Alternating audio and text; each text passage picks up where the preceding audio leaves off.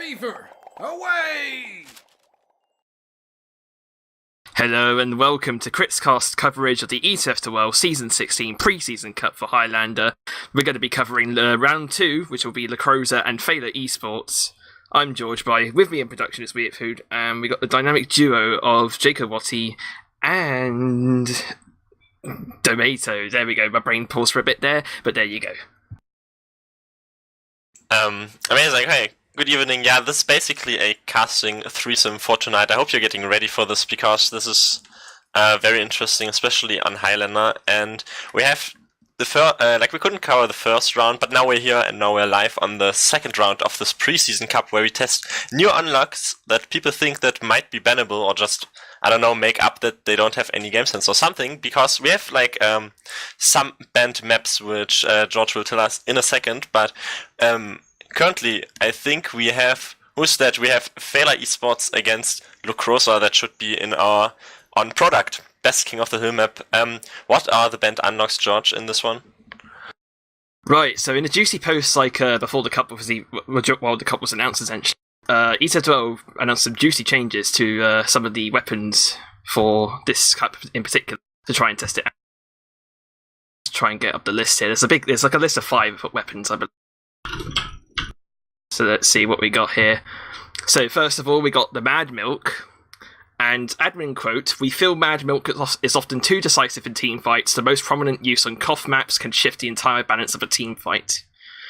What do you say about that? Because that's probably a bit decisive between, I think there's 2 opinions on that, essentially. I was about to say, interesting that they are focusing on the... first of all, it's really nice that they focus on the team dynamic stuff instead of listening to cringy spy mains who cry that they're being chased to oblivion by the Mad Milk and can't have good invisible cloak movement and die.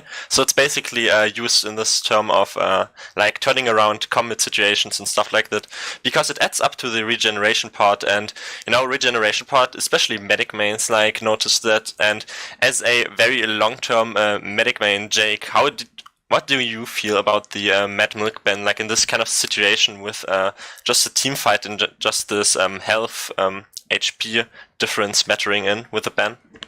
I'm not sure about the ban itself. I think it's a little bit overzealous when it comes to banning Mad Milk, because you as a scout, which usually plays on the flank, you sacrifice a lot of firepower with that pistol in order to get the team-based kind of weapon that the Mad Milk is. It does add up quite a lot of health when it comes to using it in an actual team fight, and good scouts can really use that to its full potential. And I think this is just aimed at those scouts which know what the weapon can do, what the unlock can do, what kind of advantage it can bring to a team fight, because honestly this weapon, this unlock, can really turn the fight on its head when it comes to health regeneration, especially if you're playing a heavy, a demo man. You can regenerate a ton of health, and this really adds up in a team fight in a long run. You can also just top yourself off if a scout is missing some health. You just throw a Mad Milk anywhere, get a few meat shots in, and that just works. So I definitely see why it would be banned, but I don't think this is just a necessary thing to do.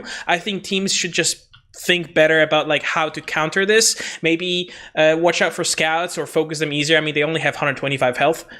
So I think I understand this, but at the same time, I don't think it's entirely necessary. I think it's gonna be interesting in the, especially in product here, because when you have these rollouts, especially if Mad Milk is banned, we can see, in theory at least, if both scouts are running that, you can see, the difference if both run this, because basically what you always do is, throw this main when the teams roll out, so the Mad Milk would go down on both teams, essentially, and then it would be interesting. Maybe it favors a bit, I mean, of course you regenerate from HP, but in the end it would also boil down again to focus fire, if you focus the same player, then he just goes down quickly and then you regen from that, and if your team just regens from different players, then the other team still wins because they get the kills instead of only the damage and the regen, they get the kills and the regen, so that would be a kind of different approach to that one. As I think we have enough time for maybe discussing a second unlock if you don't have any more comments on the Mad Milk ban. I don't think we have time for this, but we'll go shortly with the next unlock, which would be Scorch Shot. And the admins say that the flare knocks back enemies can hit multiple people at the same time as flare explodes when it hits the ground. And it's a little bit too much of an upgrade from the stock. I could understand, with the stock being the detonator or the flare gun. And it also mainly crits targets. So I think this is a right choice. Scorch Shot really does seem like a little bit too strong compared to the other flare guns that Pyros have. And Pyros are already quite powerful with the damage buffs a little while back. They also have the shotgun unlock. So I think this is the right choice here to get rid of that weapon and see what this Pyros can come up with. If you don't mind, I'm just gonna quickly go through. Iron Bomber, I think there's no surprise here. No surprise here, actually. I think it's just an easier weapon to use. It has virtually no downsides, and it's just a direct upgrade from the stock grenade launcher. So I don't think this is a bad choice either. Machina as well, being kind of same situation as Iron Bomber. It's a straight upgrade. You are missing out on those, no scopes where you can just kind of 50 damage shot, but I don't think any sniper actually does it. I think every single sniper, even with those close range shots, still scopes in, which really adds to the danger factor of that weapon itself. Banning it, I don't think anyone will cry except for sniper mains. And yeah, we'll not see any more of those loud noises, loud headshots, multiple collateral shots from the snipers anymore. I think it's a great choice, trying to balance the class that is very difficult to handle as it is. But rip to Call of Duty collaterals, though, it has to be said. Well, a lot of sniper. I think sniper mains if it goes through.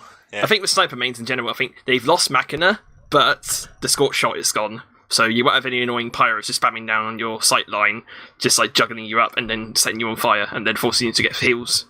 So I think it's sort of like a win-lose situation for the side of sniper, I guess. I think those are reasonable. Maybe except for the Mad Milk ban, and also we know that jakeowaty is not in the weapon I'm going list to as stop well. you there, Professor Jakeowaty, because we are going live for this round 2 affair between Lucrosa and Feila. This is round 2 of the Season 16 Preseason Cup for Highlander. We're on Cough Product, so this is going to be a straight first of 3 rounds for both teams to try and win this map out. I'm going to be looking at Jonif onto this rollout right here. It's actually going to be followed by Thomas, so a lot of players already actually really aggressive stance here from the side of Feila. They're already trying to get a lot of frags, and you've got Joe really deep at the heels from Feila, but he's going to be going down eventually, and eventually that aggression is going to actually cost them. Suddenly 5 players on the side of Feila are going to go down. We've got Kanushi on the flank there trying to cause some havoc, and then already the Crows have this point presence already. What happened there, Domaytoe? Well, poor Grava just got chased by Joe. He had absolutely no contention really. It was like, hello, I just walked through this point. Crunk was looking, oh no, sorry, Kresnik that is. American, not paying attention to the demo that literally walks in front of him. Then he killed his medic, but after all they just took so much damage because they had to commit so much, The Joe way, you just walked forward, but then they all walked forward from the same angle, and then they just got cleaned up afterwards because they were just so far in. The heals didn't actually matter anymore. And speaking of heals, I think both both scouts weren't actually on the mid-nick. I didn't see it go down anyway, but there's still this mid-fight here, and Kritzky is used by Layla, by the way. She has a slight advantage. Currently they're just fighting with this dry aggression over this point, George. Yeah, Jonah, they're probably known for his amount of damage output that he has in Demon Man, so probably looking to put this crits into good use against this Lucrosa side. But at the moment, not many players to shoot at right now. We see, I think it's Foundry in main trying to get some damage out, but a lot of the Feila players are really taking a lot of space at this point and looking to get the recap here. We've got Ajay getting a pick onto Kresnik actually on the cliff, and now the rest of the players looking to try and take position up with this crits Krieg ready now for the side of Feila. Actually, as I say that, FTH is going to pick off Layla, and that's going to be a drop for her, and now full override is in favour of the Lucrosa round as they look to try and recap this point with their scouts, and suddenly the advantage is now definitely in favour of the Lucrosa. So, I'm a bit confused. FTH had very, very weird focus there in the end. But they get the step onto Layla, which is good. I mean, if you got this on camera, it looks good on the screen. And actually, it did do them a lot of service because currently they have 1 minute to go in their favor on the blue team. But Grabber gets body shot by Procky from somewhere, and they're actually getting them get too much cap time here for free in my likings. But there we go. Three kills off of that as well, following with the 2 headshots with the body shot from there as well onto the medic. So Proki really starting to feel things now onto this product map, which is really, really a sniper haven, essentially. So many sight lines to use off here, and Brokey definitely taking advantage of that, as the rest of Feila now looking to try and take the advantage of this cap they recently got, with the rest of the Lucrosa now looking to try and take positions up from this spawn position. They got Grabber set up in-house, trying to hit up Kresnik on the right side. We got the rest of the players following up here. We got Agi as well in this cliff area, so giving valuable information now for the side of Feila, as the rest of the Lucrosa look to try and coordinate some sort of push here. They're both on Medigun now, both on Medigun. They actually have a suicide wave jumping in. Fungi here on the medic class. He pipes Layla once and twice. It's really nice there. He stayed live for way too long there actually, but he still got the drop, so that's good. Wouldn't say that's Layla's fault, but honestly, now 50% advantage for Grabber, but it kind of equals out currently the kind of time stakes. I feel like the snipers are getting focused. Good, there we go. FDH gets the pick onto Proki, but yeah, George, currently we are equal on time stakes. Yeah, that suicide wave definitely getting the job done then with the drop into Layla, and now the rest of the Crows are looking to try and follow suit with this push of their own onto point. Currently, the rest of the Feila players are already taking positions on their own. We've got Jonah on the left side here, trying to take a lot of damage onto Kresnik, who's like holed up in this corner area on point. He's going to start toe capping now, try and draw some of those Feila players forward. We've got a soldier on the right side now trying to put pressure onto Jonah, but he's going to go down with the scout from Thomas. And now with the cap presence for the side of the Crows now, Feila should be looking to try and push off with this frag now. And but Grabber actually going down with the body shot there from Proki, and now all the advantages in the favour of Feila now.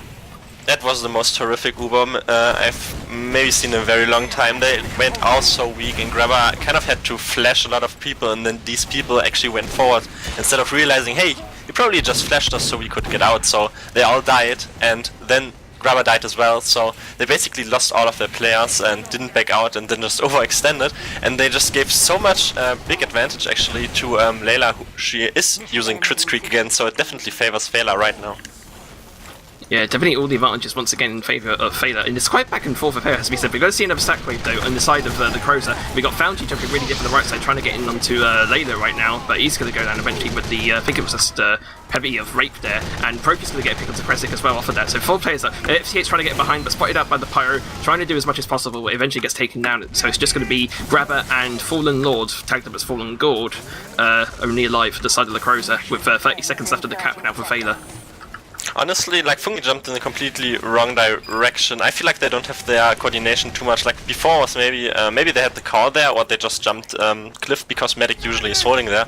But, I mean, just looking at Fungi's name, I just think that Lucrosa was maybe struggling to get some players, but I do not have the insight. But then again, this always shows on the suicide rate. But there comes the crits that probably can steal this out. There comes the counter Uber though. It's really equal right now. Not a lot of frags exchanging here. They do get Joe and Edgy, and they're just fighting towards this point once again.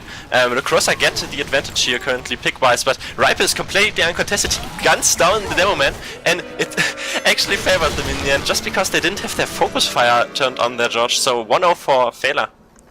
Yeah, eventually the tanking onto Rape there, taking a lot of attention away from the side of Feila to secure that round there, despite FTH's best efforts to try and get Layla and onto the point, but not enough for the side of the Lucrosa. So it's going to be 1-0 now in favour of Feila for this next round for Product. So now that we're going to be going into this mid, we've got Joe coming out on the left side trying to get some additional damage off. The rest of the Spies trying to get some position onto the left side, and Joe really deep actually, trying to walk in immediately onto Kresnik, and they get stickied up immediately there by Foundry. But all the frags now coming in favour of the sheer aggression actually from Feila right now, just cleaning house, and only 3 up now for the side of Feila, for the Croza even, and now Feila's surely going to get this cap off. I just realized that when I said earlier that both scouts are not running Red Nick, I just realized that, yeah, it's banned, you know, like, it's not like they're introducing these new unlocks, never mind me. Yeah, it was kind of decisive mid-fight actually, interestingly enough. Layla is still on crits, and they just had this aggression once again, you know, like, it's never about the Uber per se on Feila anyway, so they can play like this, and they just kind of have the crit streak now, so they can just eke out and watch where the combo is pushing from. Thomas gets killed early, which is kind of important pick actually on Scout. Still, even though he doesn't have the mid-milk, he's just controlling his flank a bit. Proki goes down though to FDH, so that might stall everything again, but there you go, crits just really aggressively here. They don't get a lot, actually gets jumped, George. Yeah, but I saw Jordan is actually briefly spotting the medic on the cliff there, so he's probably hoping to get a bit more of that crits, but it was just a solitary pick coming off of that. But now the rest of Feila looking to scramble to this point, trying to defend it as much as possible. We've got Kresnik on the back lines, trying to do as much damage as possible to try and make some space, potentially for Kronk to try and get a cap off. But now the flanks are going to start coming in. We've got Thomas on the left side now, but eventually the support from the Croza is going to come in, and it should be looking to secure this cap off the 1 minute disadvantage they have currently for this round. I think they might actually only... I want to roast Americans, that's mainly why Lucrosa, but I think there's only 1/3 American, whoever Kanushi is. I have absolutely no idea the scout did this. Might be 1/3 then. Currently they're still fighting towards... Oh, there we go, Senshi got kicked, so Feila tried to get something here again with his dry push. Ubers are still like both equal, so this is kind of the Joe way. You can see just this dry aggression here. There's so much aggression from left and right side, and they just, you know, they just force them onto this low ground because there is a low ground onto product, but they're not getting the cap time synced here. There's P on right, He's getting passive. There's only V-Clocks currently eking out cap time all alone, and this was kind of not going all aggressive like together as we usually get from Feila, so they get a lot of frags, but they didn't cap the point, George.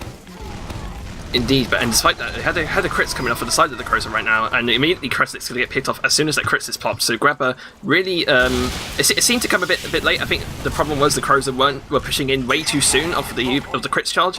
Grabber didn't exactly coordinate with his team to say, "Hey, I got crits, and let's stay alive so we can actually make a push off of it." But there were like 4 players up by the time they had the crits, and then as we saw there, Kresnik got immediately picked, and now Feila are going to be looking to get this cap advantage off, and another sack wave actually coming in from the side of the Lucrosa. We got Foundry coming in really deep trying to get onto the Layla, but eventually he's going to get picked off by the mid-end of Rape, and now the rest of the team trying to compensate for that lack of frags off of that. We've got Gorda or Lord even nearly falling to a pyro as Thomas looks to try and chase into house, but generally a lot of chaos into these flanks out, but all the advantages surely in favour of Feila in this time. Horrific year to watch Highlander, and honestly, to see a pyro involved in the suicide wave with a jetpack, this is horrific. Edgy though gets a pick on Fallen Lord, so that might just enable getting aggressive again. They do have the crit streak, so they will definitely get aggressive because they have oh sorry, other way around. It was actually not the sniper pick in favor of Lucrosa, never mind me, but they do get the crits, but they get absolutely nothing with it. Fungi jumps up but gets air blasted or stuff like that. Everything is just so much carnage, and that was a failed crits because they just relied on the demo man to do so much, and they just backed out on the side of Feila without actually looking before using the crits. In the end, Spamfest gets headshot or something, but nothing really matters there. And there's bigger pick though. Joe goes down and Porky as well, so they might get aggressive here once again. Yeah, crit screen really not working out for either team at the moment. I've already seen like really solitary picks or like early picks off the crits player, but now the overcharge is not going to come in for Feila, trying to block off this point. Lucrosa with so much cap time actually to play off here, so they can play a more passive game and try and repush in later, but the time's definitely in favour of Feila right now. Lucrosa looking to try and come en masse onto this point and try and secure this cap. We've got Rape, who was simply really caught out there, got completely swarmed by the Lucrosa players, and none of the rest of Feila, although they have time to play, but look to try and repush now with a 13-second time left on their side, but 2 minutes now for the side of the Lucrosa to try and make up and get around back. To be quite fair, maybe we should consider... oh, there we go, crit streak once again, and probably won't hit anything again, but this time it's because the Vietox actually has a nice position there. I'm unsure, they could have crits the heavy there, but Preseason was not in the same wavelength. Now he gets to pick onto Vietox, and they're still staying aggressive here later with Joe. They could have get punished, but the flank was not in position to take advantage of that, and Rocky just with a flank opening pick again onto Menti, so they might just push over the point here because they had this nice split where the combo was protected and the rest of the flank there was just very controlled. Also Fungi pipes himself down and killing himself on the spy there, but yeah, it's only 10 seconds for Feila, and it's really looking really dire right now for Lucrosa.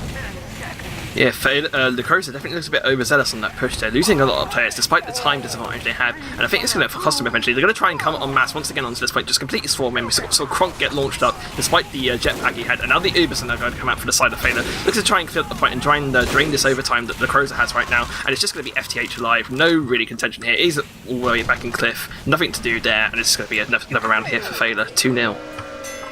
Yeah, in the end, they just let them get aggressive on the point because they just had this massively big time win, and they also had Uber, so it didn't actually matter. I was almost a bit too critical that they get them so much cap time, but the thing is, Lucrosa still stayed on the point. They could have done like get a lot of cap time, then back out, kite this Uber because the overtime just has to tick down and then push again, but they didn't. Both of them was actually equal. Fungi looks to get a bit more of an aggressive stance, and there we go. This is what happens on a sniper sideline map. Big jump in though from Menti, but yeah, early demo man advantage there for Feila as they just walk across this point here, George. Yeah, definitely. And frag advantage as well. A lot of players on the side of the Lucrosa now going down. We got this sort of Soldier of Menti shooting behind, but creates himself. And time 6 in the point. It's definitely going to be a mid-win here for the side of Feila. Only spawning the Lucrosa players to try and contest this. We got a scout up forwards. We got the rest of the flank trying to come up right now. So enough time now, definitely for Feila to try and mount some sort of defense here. With this Uberad they have as well, they might be convinced to actually go for maybe an aggressive push because given the round advantage they have. The Weeps just have to organize themselves. I was a bit terrified when I opened score to see I have like Kanushi on my friends, but there's just so many Weep avatars, holy heck. But Ua comes out now, actually with a scout and with a demo, really good Ua. Grabber gets piped down there, no sorry, sticky down, but still like they get the really good damage. Kronk also dies in the end of that, Joe's already on a 5k. They might get aggressive here because they have absolutely nothing to lose. Ray goes down, Sniper's lore, what happened? Oh my god. I think it was a telefrag there onto Grabber, like on the spam there. Just like Jonath definitely hungry for blood in this match right now. Getting on a 6 here like we saw earlier, he was jumping in really deep to try and get a pyro frag onto Kronk as well. So just Jonath really relentless in this, but despite that, it's only going to be like 2 players up for the side of Feila with just respawners coming out right now. And the point presence now definitely in favour of the side of the Lucrosa as they look to try and call this back. They're 2 rounds down. They need to try and get some sort of motivation to come back into this fixture. I mean, apparently Joe had very interesting sticky plays, so maybe he was just laughing so loud or his team couldn't hear anything. So in the end it favored Lucrosa, amazing game plan right there. And there comes the big initiation, denied though from middle. He does survive in the end. Currently it's equal Ubers, but you have to remember that Layla is on the crit streak, so she's building that up faster. And Grabber actually takes a lot of damage right now. He's getting really pistoled down by Edge here. They need to take care of him a bit. And Fallen Lord and FDH both go down. There comes the crits. And Grabber gets completely caught out because, I mean, he could have backed out there, but I'm pretty sure his team didn't give him the info because there was just people behind their lines and they just bled a lot of players before, so they didn't have the deny. So that was just very decisive fight, Uber fight once again. Yeah, Jonath is really desperate for frags right now. He's coming in onto this forward hold almost here for the side of Feila, really not showing Lucrosa any sort of mercy. Kanushi is going to go down, or Wish even on the flank there. So Jonath really hungry for these frags right now, just absolutely wrecking havoc on these flanks, or wherever he goes essentially. Could have come into Menti right now as the rest of the team tries to push in. Got the rest of the team coming in. Got actually. Okay, that kill feed showed up. Foundry getting 3 kills off of that jump there. Lovely stuff from him. And with only 4 players up on the side of Feila, 3 now, given the late frags, it's going to be surely a cap point here for the side of Lucrosa. Perfectly seen again. It's like play and then like Kresnik or something and Fallen Lord got both stabbed, both Americans. Coincidence, I think, because the thing is, when you get a massively good play like this, your team is sometimes, hey, that's a really good play. Let's make a bit way like good. But just bleeding players, which is basically what happens, usually to the pick class, but anyway. They just get this aggression here once again, because the Ubers are not into play though, and they just walk across this point. Joe just doesn't care. Pyro's in the air, does die, but they still get a lot of ground, and Edgy just gets a 2k once again, because, you know, just aggressive playstyles of teams just enables you so much, so definitely complements the playstyle of a Spy or just pick class in general, because you get just so much space. Force though onto Gaba, who went really weak. I was just about to say, let's see how this Uber advantage plays out, but there was actually none. And now comes the crits, George.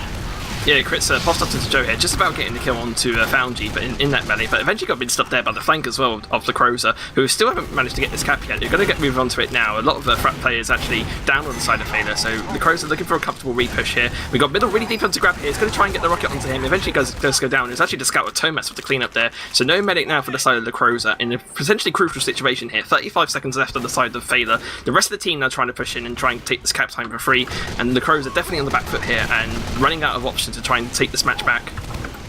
They're just getting surrounded all the time. They're not taking the flanks really and just denying this kind of aggressive Feila player style, which is just take a lot of flanks and just get aggressive on them while Joe walks forward and screams at you. Currently they are, they're switching to the Vaccinator. It is a lol grabber time, but actually Edgy and Menti both go down, so that might stall the push out a bit again, and I bet they're gonna bleed some players because they're just gonna walk forward because they only have 10 seconds. So these frags were actually not this beneficial for the blue team, but there comes the grabber play from the thingy from Cliff, and he doesn't have knife protection, but it doesn't matter in the end. He doesn't have body shot protection either, and they're just going to die here.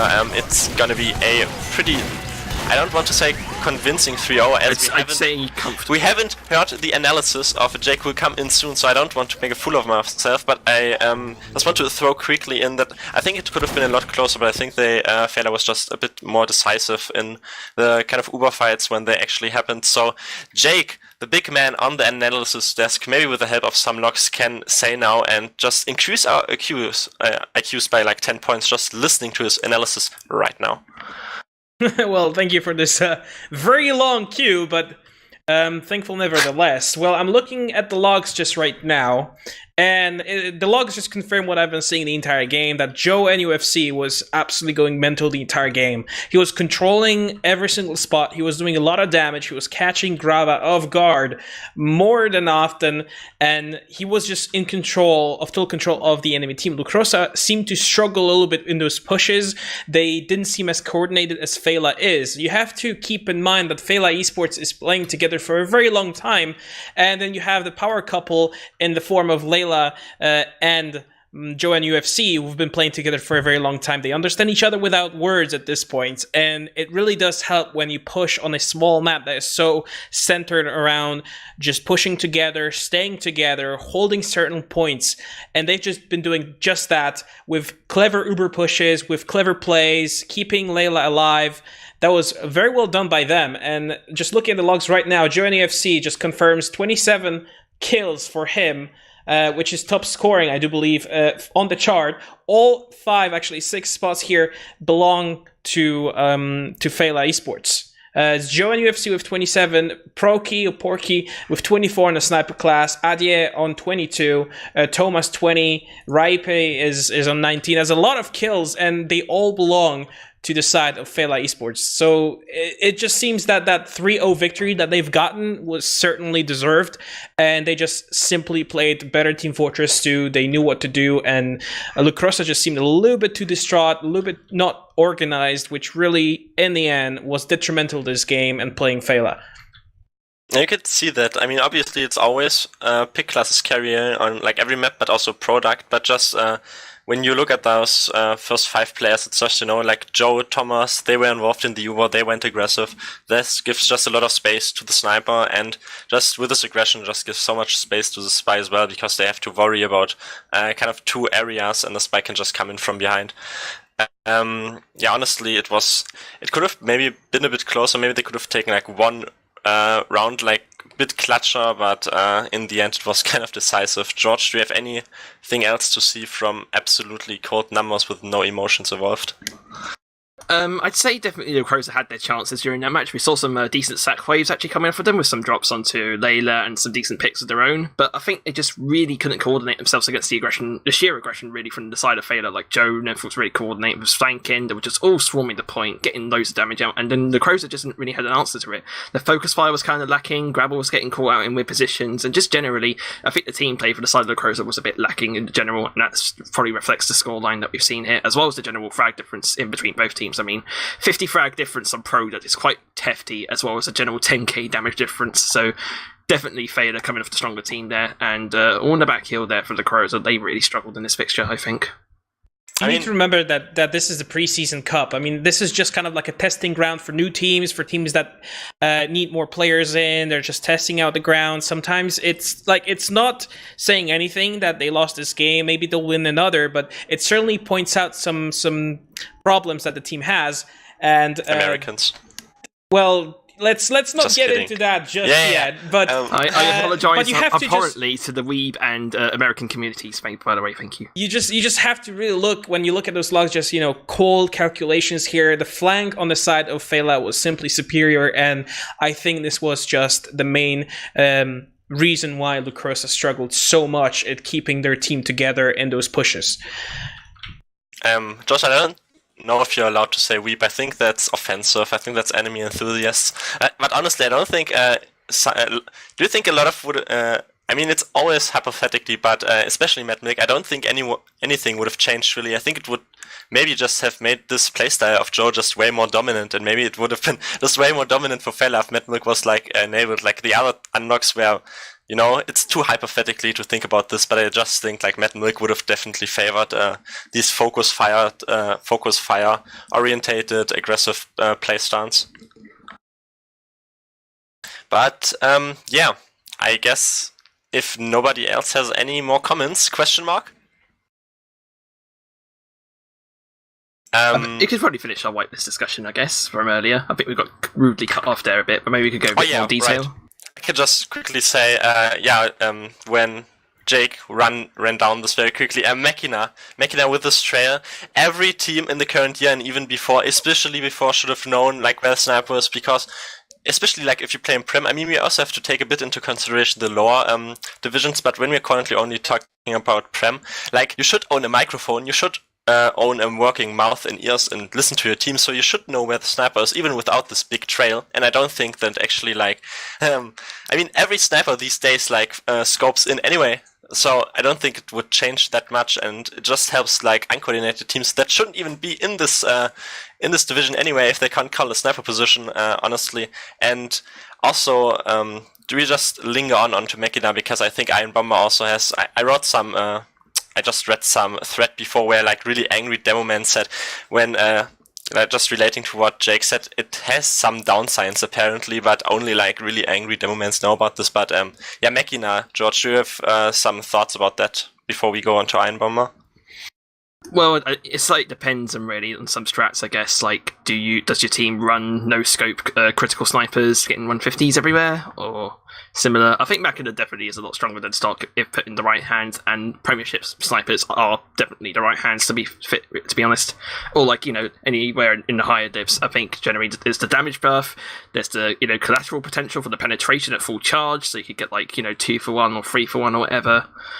It's definitely a lot more stronger than the stock, I think, even with, the lack of no scopes or, the general disadvantages to that. So yeah, I think it's reasonable, but like maybe people are a bit up in arms about it because of like, how long this ETF2L seasons have been going on for, in a way, I guess. Jake, do we have something else to say about Mechina, or should we just say how fun it is to get double piped as a medic main by the Iron Bomber, which requires no skill at all? It's just with the Mechina, just last word is that it's a weapon that if one sniper uses it, then the other also has to use it. It's the same thing with Mad Milk, the same thing with Jakeowaty. If one of the snipers doesn't run Jakeowaty, then the other one is basically like, okay, well, what am I running? Am I running like a SMG? And since the back shield, the what's it called? The Darwin's Danger Shield was nerfed basically to the ground.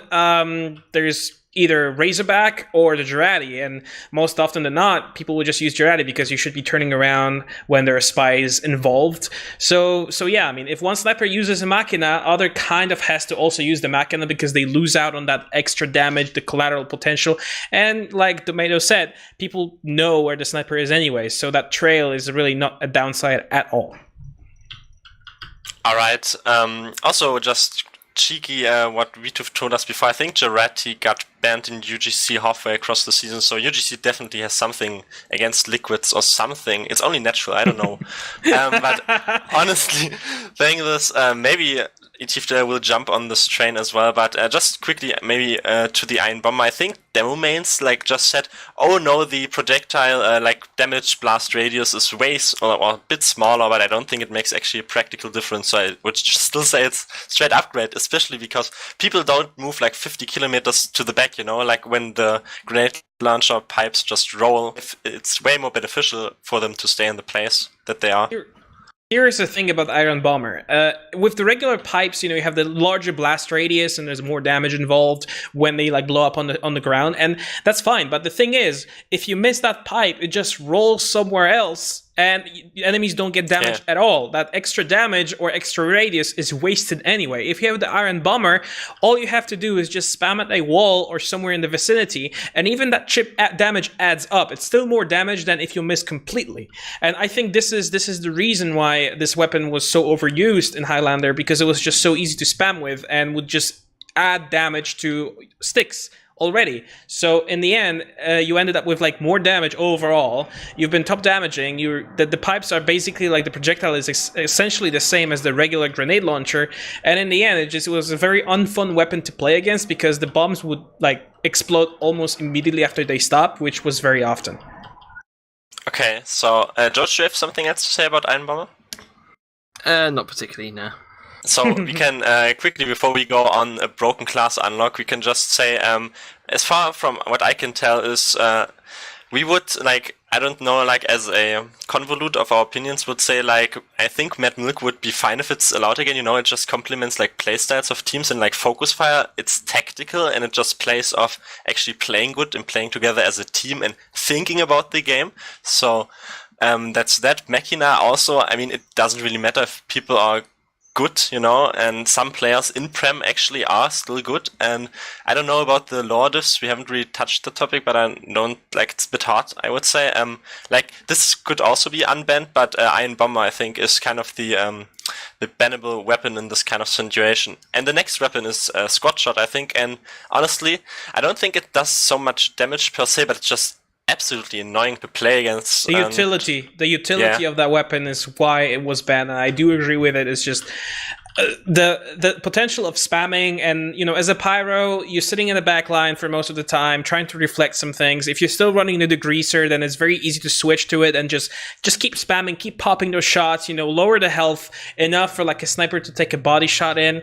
It's just a very frustrating weapon to fight against and very unrewarding to fight against. The TF2 is all about like rewarding plays, and you know, obviously you have a mechanic of air shots in this game and the headshots and everything, and then you have a weapon that essentially you just press once, press twice, and you get free damage. And I think this is the reason why. That's a good point. Like, when you have like unnecessary additions to weapons that don't actually require that much skill, you know, when you said before, like, Iron Bomber, like, grenades should be grenades and stickies should be like stickies, and not like Iron Bomber, which is basically both. So it kind of has a sense to that. Maybe, George, at some point you main Pyro, and now you can defend this weapon, or maybe you just want to slaughter some Pyros. What's your opinion on this broken weapon? I'd say it's annoying to play against, but at the same time, like, if both teams were to have it, sort of like counteracts each other out. Like, I guess it's sort of essential, really, for, like, you know, like I mentioned earlier before the game started, actually, that it was pretty decent for like denying snipers. You could like spam a general scorch shot in his direction, juggle him up, set him on fire, basically, and then be forced basically to go for heals. Or if Jakeowaty was allowed, he could like basically extinguish up, or even Mad Milk, like he could pull his scout friend and like have him chuck a Mad Milk in his direction. So like it sort of comes full circle, really. But yeah, there's a certain utility to using it. It's quite annoying to like be juggled up, like stationary. The blast radius from the flare itself as well could like get other players on the cart. So like, say you could just spam it onto a scout or engineer and force them off and get some free breathing space to try and mount some sort of defense in. So there's definitely a lot of utility in there, and I think it's a reasonable ban in a way. I think that's my general opinion. You're saying this just has the impression in me that you pointed out that maybe the sniper lobby had something to say about this one, because I feel like Angry Sniper Man just complained, wow, I get set on fire, I can't scope, and I don't want to play with my combo because I don't have good sightlines there, and I also can't use Jakeowaty to put myself out because I don't have game sense because of spies. But like for weapons that is only banned, or are there anything else? Maybe Jakeowaty luring on the line. I don't know about this one because I don't know why League like UGC would ban this halfway across the season. But yeah, I think this was all the bans, right? Yeah, it's only four weapons. Yeah, for this cup, there was only 4. All right. So I guess we're going to at least wrap this game up. We have another round, like the last round, in 20 minutes. That is on to my favorite 5CP Highlander map, because the other 5CP Highlander map is garbage. But yeah, I think that was it. Kind of any closing of words as we are going down here, or something. Maybe shoutouts to dead weapons. But yeah, that was it from me basically. So anything else to say, Jake? Not at all, man. Just stick with us. Roast some players. Quickly. Yes. No, I'm not the one to do that. No. Americans are bad. No, just kidding. Come on, man. Terrible.